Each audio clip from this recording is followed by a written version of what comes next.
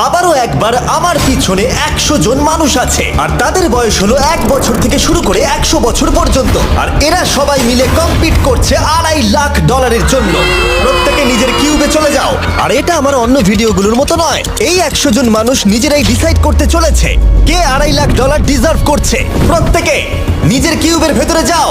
এই চ্যালেঞ্জটা অফিসিয়ালি শুরু হলো। যদি তোমরা এই চ্যালেঞ্জটাকে ছাড়তে চাও তাহলে এই রেড লাইনটাকে টাচ করবে, তাহলেই তোমরা এলিমিনেটেড হয়ে যাবে। কতক্ষণ থাকতে পারবেন এই চ্যালেঞ্জে মনে হচ্ছে? আমি অনেকক্ষণ থাকতে পারবো। দেখি 1 বছরের কম্পিটিটর কি করছে। তুমি কি টাকাটাকে জিততে চাও? ঠিক আছে, ট্যাবলেটটা নিয়ে মজা করো। এই যে লাইনটা দেখছেন এটা শেষ পর্যন্ত টিকে থাকবে। আমি 48, দারুণ লাগছে। এটা শুরু থেকেই পরিষ্কার ছিল যে মাঝবয়সীরাই ছিল সব থেকে বেশি ফোকাসড আর ডিটারমিন্ড, কিন্তু সেটা অবশ্য সবাই ছিল না। বাইরে পা দিলে তুমি কিন্তু হেরে যাবে। ওকে, তাহলে 2 বছর এলিমিনেট হয়ে গেল। যেমনটা ভেবেছিলাম, সবার প্রথমে বাচ্চাটাই বেরিয়ে গেল। তোমার এখানে ভালো লেগেছে?